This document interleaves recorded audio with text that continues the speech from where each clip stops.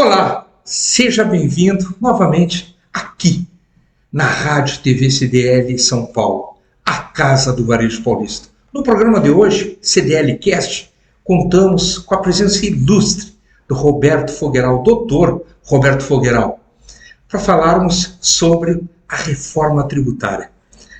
Fogueral, muito obrigado por estar aqui, obrigado por aceitar o nosso convite. E o assunto não poderia ser diferente, né? Reforma tributária. E para a gente começar, como tu vê hoje essa reforma? E a gente sabe que ela, dentro de uma analogia, uma colcha de retalhos, né? Cheio de retalho. Não sei se tu é da época que os nossos pais faziam aquelas colchas de retalho que ficava toda colorida. Dá para a gente falar que essa reforma tributária é uma colcha de retalhos? Não é bem uma colcha de retalho. A ideia aqui é um Frankenstein, um negócio bem complicado. Tem tudo do humano, mas não é humano, é um Frankenstein. Então, tem tudo de uma reforma, mas não é uma reforma. Por quê? O que se divulga pela reforma tributária? Redução de tributos, redução da carga tributária, simplificação do sistema. Pois é, nada disso vai acontecer se a reforma tributária, for aprovada no Senado, tal como saiu da Câmara Federal. Então, isso não vai acontecer. Primeiro, quanto aos tributos, saem 5 tributos, entram 5 tributos. Qual tributo que reduziu? Eu vou renominar os tributos, vou rebatizar os tributos. Então eu tenho lá PIS e COFINS. Qual é o novo nome do PIS e COFINS? CBS, Contribuição de Bens e Serviços. Sai dois impostos, entra a CBS, que é a mesma coisa, é contribuição. Dos impostos, 2 contribuições, entram 2 contribuições. Aí entra o IBS, que é o IBS, Imposto de Bens e Serviços. O que é isso? O substituto do ICMS e do ISS. E sai o IPI e entra o IS, que é o Imposto Suplementar. Então, não simplificou, não reduziu tributo algum. Não simplificou, porque não se sabe como é que o Estado fará a compliance, como que se fará o sistema de fiscalização, quem vai ser o responsável por fiscalizar essa IBS, porque a IBS terá uma taxa referencial de 25%, sendo 9% da União, 14% do Estado e 2% do município. Então, mas aí vai reduzir a arrecadação do ente federativo, Estado e município? Vai reduzir. Mas como é que os deputados aprovaram uma coisa que vai reduzir nesse tamanho? Porque na última hora, na véspera, exatamente às vésperas da votação, ou no mesmo dia, se colocou uma das 220 emendas que tem o projeto, 220 emendas, todo mundo querendo ser excluído da reforma, ela é tão boa que está todo mundo querendo ficar fora. Então, se reduziu da seguinte forma: o executivo, município, prefeito, estado, governador, o executivo que for prejudicado poderá criar um tributo para suprir essa diferença.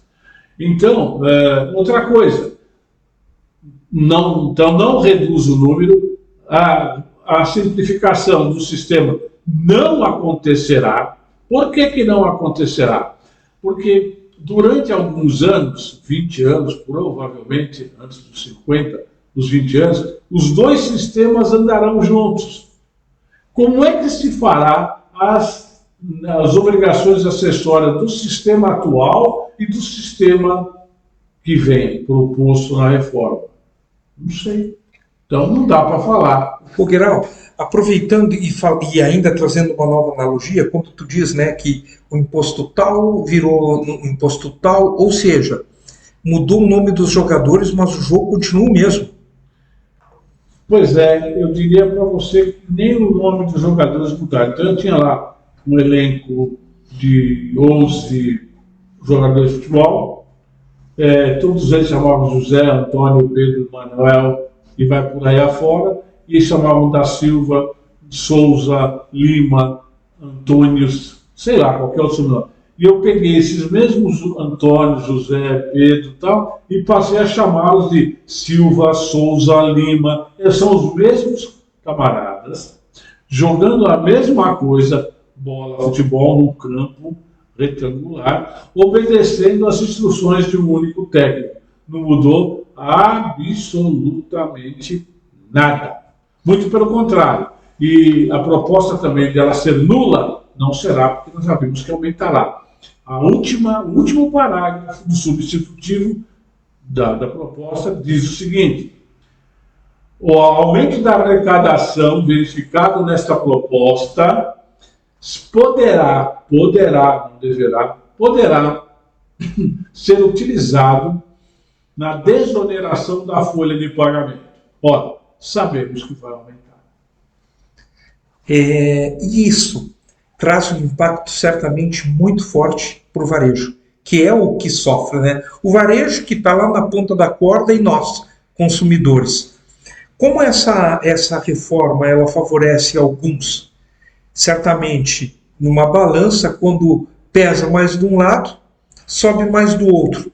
Onde que tu vê essas grandes diferenças, ô Fogueral?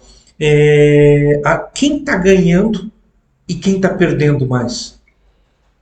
Bom, primeira coisa, né, a gente já falou algumas vezes que a reforma pressupõe sempre alguma coisa boa. Quando nós falamos de reforma tributária, nunca representa coisa boa. Eu já tenho meio século, eu trabalho há mais de 50 anos com tributos. Mais de 50 anos. Em nenhuma das chamadas reformas eu vi melhoria ou facilitação para o contribuinte.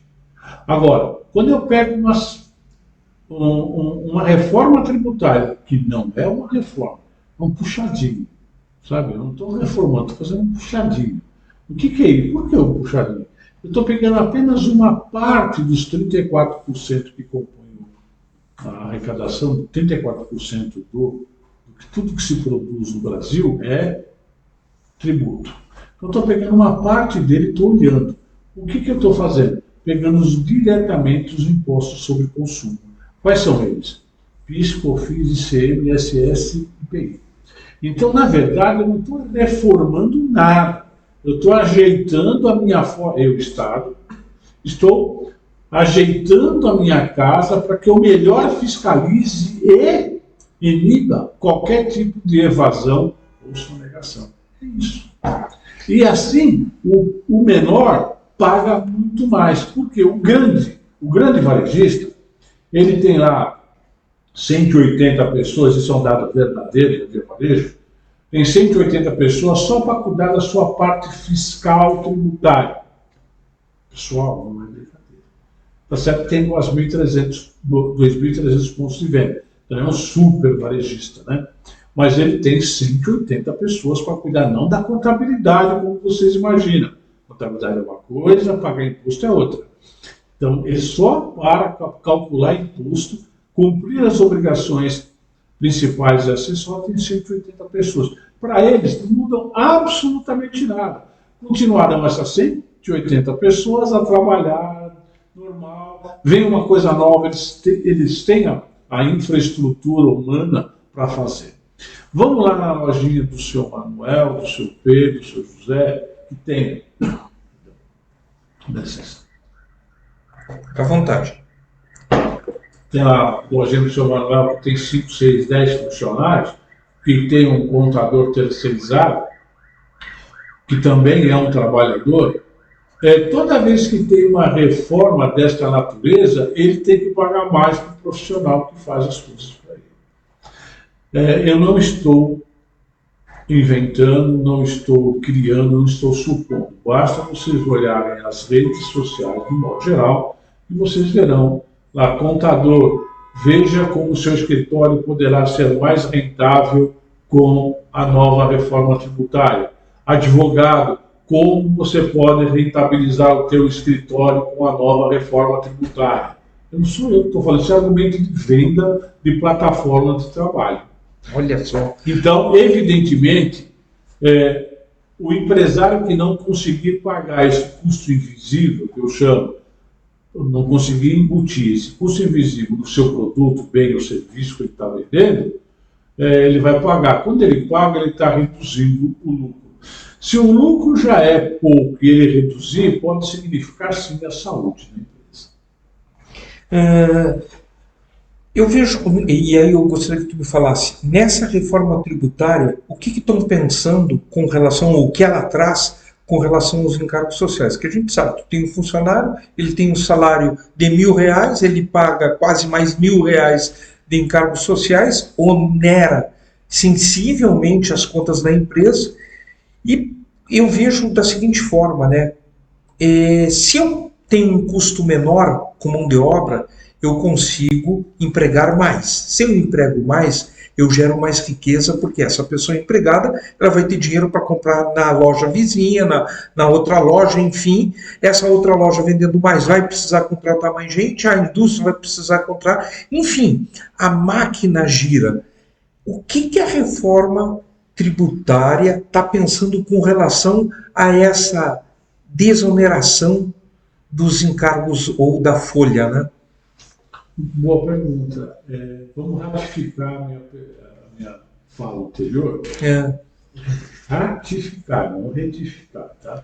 Eu falei, estão mexendo em 5 tributos.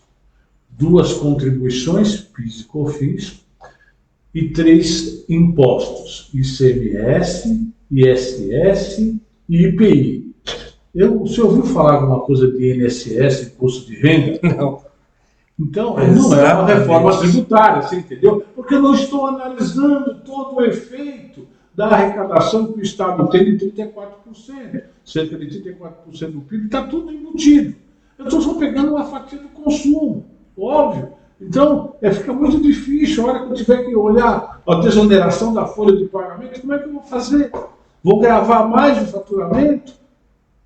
Então, é uma matéria densa, extremamente complexa, com efeito social inimaginável e perverso, muito perverso, que não dá para ser assodadamente discutida. E para te ver como é que funciona, né? Tu mesmo falou no início, foi feita rapidamente. 2 horas, fizeram uma análise, votaram e é isso que vai ser. Ou seja, Vitor, quem disse isso foi Ives Gandra.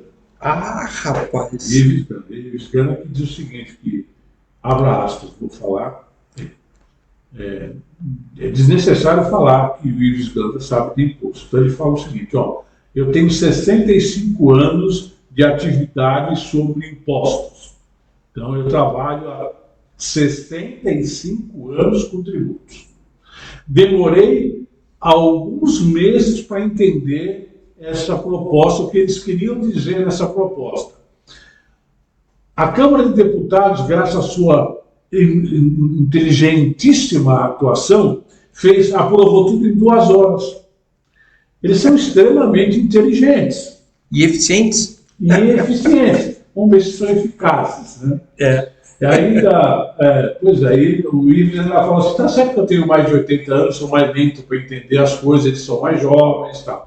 Mas, pessoal, brincadeiras à parte, o que o Ives fala, o Ives Gandra fala com muita propriedade mesmo, é o seguinte, olha, quem está aplaudindo esta reforma não entendeu nada. Ou o Marcos Cid, isso aqui é uma árvore de Natal. Todo mundo foi lá e pendurou alguma emenda. Dependendo da força que tinha o lobby na Câmara de Deputados, pendurou uma emenda, tirou o tributo, reduziu a taxa referencial de 25 até 0, que é o caso de bares e restaurantes. Então vocês percebam que não pode ficar desse jeito, alguma coisa tem que mudar, né? E eu só estou falando dos tributos sobre consumo. Não falo de imposto sobre a renda e sobre o patrimônio e sobre o trabalho. Pois é. Quando nós voltarmos a falar, e nós faremos uma outra reforma tributária, e essa daqui que está prevista para andar 2, como é hoje e como será amanhã. Elas vão andar todas juntas. Aí, junto com isso, eu terei uma outra reforma para para patrimônio e renda. Aí depois eu terei uma outra reforma para ver a previdência, a desoneração da folha. E isso tudo, quando a gente fala, o governo precisa de dinheiro, óbvio. Quando ele começa a mexer de um lado, a balança tem que estar equilibrada. Se ele mexe muito, baixa de um lado, ele tem que tirar do outro para voltar a balança ao equilíbrio. E isso, e aí eu gostaria que tu falasse agora rapidamente sobre o que está previsto, ou o que vai acontecer com relação ao lucro. Que estão falando na tributação também do lucro, né? Pois é. Até aí eu não vejo grandes novidades, é uma nova forma de se encarar o lucro. Tudo bem. Só que, não. Por que não? Qual é a origem disso? Até 1995, a distribuição de lucros e dividendos tinha tributação de imposto de renda. Era normal. Só que existia um critério contábil, chamava-se correção monetária do balanço, que fazia um ajuste e você pagava menos imposto de renda na pessoa jurídica. Isso foi suprimido. A correção monetária do balanço, em 95, foi suprimida e, em troca disso, aumentaram o imposto de renda da pessoa jurídica e deixou-se de tributar a distribuição de lucro. Agora, os iluminados, que estão vendo tudo isso, falam assim, olha, além de tributar o lucro futuro, nós vamos tributar o lucro passado. Como assim? Pois, o empresário que não distribuiu o lucro, pois que ele acreditava no seu negócio, apostou no seu negócio, gerou empresa, gerou emprego, gerou riqueza, gerou mais tributo, agora, já no seu ato jurídico perfeito, vendeu, comprou, vendeu, apurou o resultado, está lá, reinvestiu no meu negócio, reinvestiu no meu negócio. Agora eu tenho legal, posso tirar. Agora, seu lucro tem 5, 10, 15 anos, sei lá, 2 anos, sei lá quanto tempo, vai pagar imposto. Essa é a proposta. Isso é um absurdo. Então, até o passado, a gente pode mudar nesse país. É aquela velha frase, né? Tem que rir para não chorar. Porque realmente é um absurdo isso. Bueno, Figueiredo, estamos chegando ao final e eu gostaria que tu deixasse uma mensagem seguinte. A gente sabe que nesse universo que a gente está vivendo e nesse monstro que tu fala, né, que o Dr. Frankenstein criou, que é a nossa reforma, nós passamos a viver um momento de imprevisibilidade. Como planejar o futuro se eu não consigo prever esse futuro?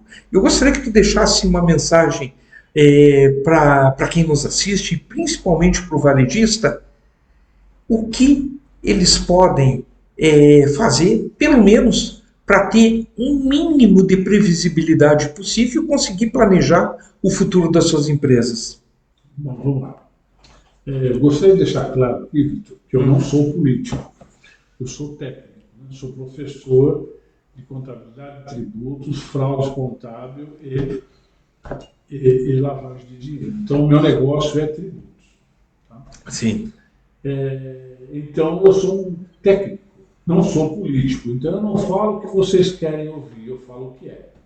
E você já me conhece há algum tempo, pode saber que, invariavelmente, aquilo que eu falo acaba acontecendo. E, por menos que gostem, ou por mais que me odeiem, acaba acontecendo. E a pior coisa que eu tenho para falar é eu avisei. Infelizmente acontece. Né?